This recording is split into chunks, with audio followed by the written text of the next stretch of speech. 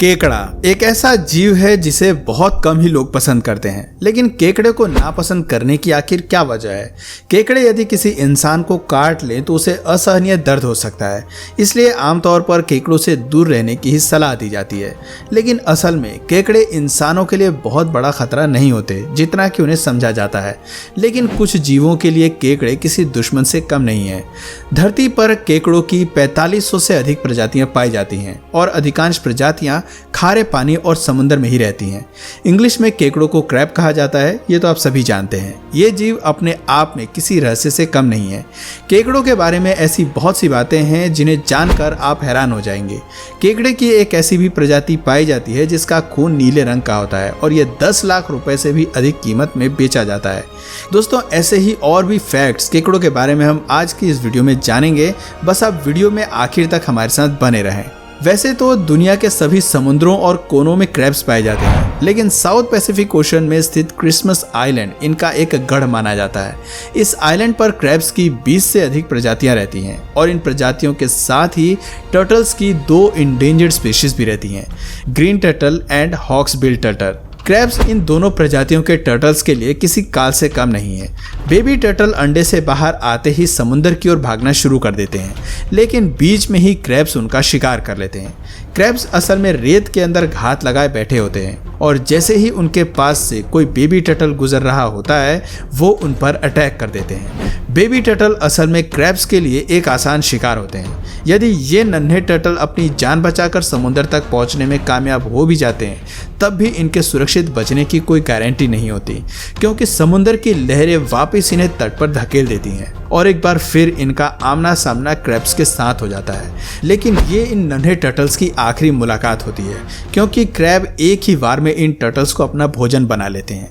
Crabs की सभी प्रजातियों में ghost crab in baby turtles के सबसे बड़े दुश्मन माने जाते हैं। केवल 1% बेबी टर्टल्स ही असली में अपनी युवावस्था को प्राप्त कर पाते हैं और जो भी क्रैब्स और अन्य शिकारियों से बचकर बड़े होने में कामयाब हो जाते हैं वो फिर 100 सालों से अधिक समय तक जीवित भी रहते हैं। टर्टल्स धरती पर सबसे अधिक वर्षों तक जीवित रहने वाले जीवों में से एक हैं। दोस्तों, टर्टल्स के बड़े होने के बाद क्रैब्स उनके लिए कोई खतरा पैदा नहीं कर सकते, क्योंकि उनका साइज क्रैब्स के मुकाबले काफ़ी बड़ा होता है और साथ ही उनके शरीर पर मजबूत शेल ग्रो हो जाते हैं जो उन्हें क्रैब्स और अन्य जीवों से सुरक्षा प्रदान करते हैं। क्रैब्स पानी और ज़मीन दोनों स्थानों पर आसानी से रह सकते हैं। वैसे तो क्रैब्स जंगल में ही निवास करते हैं, लेकिन प्रजनन के लिए वो समुद्र का रुख करते हैं। समुद्र में किसी सुरक्षित स्थान की तलाश करते हैं और कई बार तो वो टर्टल्स के पिछले हिस्से में भी मेटिंग की प्रक्रिया को अंजाम दे देते हैं और ये क्रैब्स के लिए एक सेफ स्पेस भी माना जाता है। क्रिसमस आइलैंड पर जब भी क्रैब्स के प्रजनन का समय नज़दीक आता है तो पूरे शहर में हर जगह केवल क्रैब्स ही क्रैब्स नजर आने लगते हैं। जंगलों से क्रैब्स का माइग्रेशन शुरू हो जाता है। सड़कों पर चलना भी लोगों के लिए मुश्किल हो जाता है, लेकिन ये क्रैब्स असल में इंसानों को नुकसान नहीं पहुंचाते। आइलैंड पर अब प्रशासन द्वारा क्रैब्स के रोड क्रॉस करने के लिए पुलों का निर्माण भी किया जा रहा है। साथ ही इनके संरक्षण के लिए सरकार अन्य कई जरूरी कदम भी उठा रही है।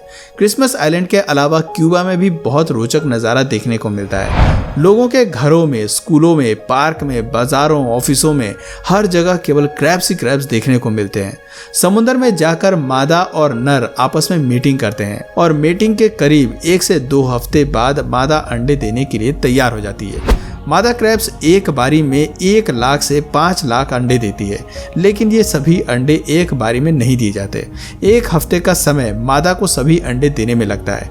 क्रैब्स के अंडे पारदर्शी होते हैं। समुद्र में चारों ओर ये अंडे फैल जाते हैं। बहुत सारे अंडों को समुद्र में अन्य जीव खा लेते हैं। रेड क्रैब्स तो इंसानों के लिए खतरनाक नहीं होते, लेकिन ब्लू क्रैब्स काफ़ी ज़्यादा खतरनाक और एग्रेसिव माने जाते हैं। वैसे तो अन्य क्रैब्स की तरह ये क्रैब्स भी इंसानों से छिपकर रहना पसंद करते हैं, लेकिन यदि कोई इंसान इन क्रैब्स को पकड़ने की कोशिश करता है या इन्हें परेशान किया जाता है तो ये अपनी कटर से इंसान को चोट पहुंचा सकते हैं।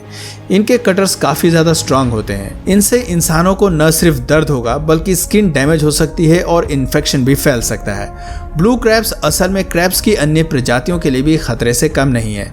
ये फिडलर क्रैब्स को अपना भोजन बना लेते हैं। ज़्यादातर समय ये कीचड़ में छिप कर रहते हैं और मौका पाते ही फिडलर क्रैब या अन्य किसी भी जीव जंतु पर अटैक कर देते हैं। ब्लू क्रैब्स मरे हुए जानवरों को भी खा लेते हैं, फिर चाहे वो उन्हीं की स्पीशीज क्यों ना हो।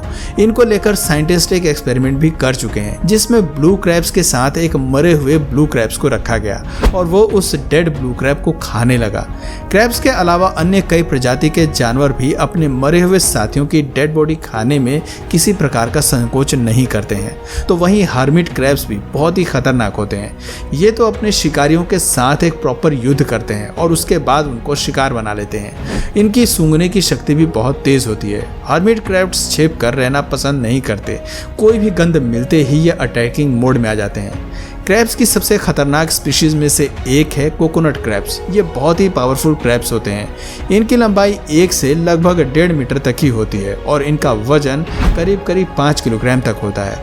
यदि आपको ये क्रैब्स कहीं भी दिखाई दे तो इनसे दूरी बनाए रखने में ही आपकी भलाई है, क्योंकि इनके अंदर इतनी शक्ति होती है कि ये नारियल के ऊपर वाले हिस्से को भी अपने कटर से काट सकते हैं। साइंटिस्ट ने रिसर्च में पाया कि कोकोनट क्रैब्स 3300 न्यूटन फोर्स तक की पावर जनरेट कर सकते हैं। ये क्रैब्स पेड़ों में चढ़ने में भी सक्षम हैं और कई बार ऊंचे पेड़ों पर चढ़कर नारियल को नीचे गिराते हैं। इतना ही नहीं, ये पेड़ों पर बने पक्षियों के घोंसले पर भी हमला कर देते हैं। लेकिन ये हमला पक्षियों के अंडे का शिकार करने के लिए नहीं, बल्कि पक्षियों का शिकार करने के लिए किया जाता है। कोकोनट क्रैब्स पहले अपने कटर से पक्षी के विंग्स काटकर उन्हें घायल कर देते हैं और घोंसले के नीचे गिरा देते हैं, और फिर नीचे आने के बाद पक्षी के दूसरे साइड के विंग्स भी डैमेज कर देते हैं, जिससे पक्षी पूरी तरह से अपंग हो जाता है। और जब वो अपंग हो जाता है तब बाकी कोकोनट क्रैब्स भी वहां आ जाते हैं और सब मिलकर दावत का लुत्फ उठाते हैं। बर्ड्स के अलावा कोकोनट क्रैब्स चूहे, बिल्लियों के बच्चे और यहाँ तक कि चिकन्स पर भी हमला कर देते हैं। इतना ही नहीं, क्रैब्स की अन्य प्रजातियों को भी कोकोनट क्रैब्स अपना शिकार बना लेते हैं। कोकोनट क्रैब्स निशाचर होते हैं, यानी ये अधिकतर रात को ही अपना शिकार करने के लिए बाहर निकलते हैं। एमेलियाई एयरहर्ट पहली महिला पायलट थी जिसने अटलांटिक ओशन के ऊपर से उड़ान भरी थी, लेकिन वो अचानक कहीं गायब हो गई थी और उनकी मौत की वजह क्या रही ये आज तक नहीं पता चल पाया। सन 1940 में रिसर्चर्स को निकुरारुरू आइलैंड पर एक ह्यूमन स्केलेटन मिला था जिसका स्ट्रक्चर काफी हद तक एमेलिया से मेल खा रहा था। इसके बाद ऐसा माना गया कि शायद एमेलियाई ओशन में लापता हो गई होंगी और कोकोनट क्रैब्स ने उनकी गंध का पता लगा लिया। बॉडी को खींचकर वो सतह तक लाए और फिर उनकी बॉडी को खा गए। कोकोनट क्रैब्स किसी भी प्रकार की बॉडी को बहुत तेजी से खा सकते हैं। कोकोनट क्रैब्स को थीफ क्रैब्स यानी कि चोर केकड़ा भी कहा जाता है, क्योंकि इन्हें चीजें चुराने की आदत होती है। जिन भी बर्तनों में खाने की स्मेल होती है ये उन्हें चोरी कर लेते हैं। यहाँ तक कि ये खाली प्लेट और चाकू जैसे आइटम्स को भी चोरी कर लेते हैं।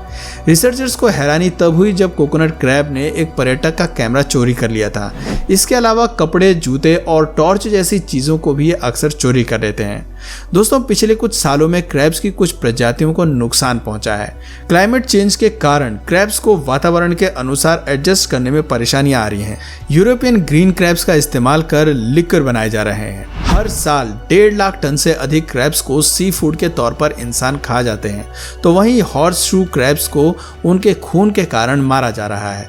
इन प्रजाति के क्रैब्स का खून नीले रंग का होता है और इनका आकार घोड़े की नाल जैसा होता है, इसलिए इन्हें हॉर्स शू क्रैब नाम दिया गया है। दवाइयां बनाने में इस क्रैब के खून का इस्तेमाल साइंटिस्ट करते हैं और इसीलिए हर साल 5 लाख से अधिक हॉर्स शू क्रैब्स को मार दिया जाता है।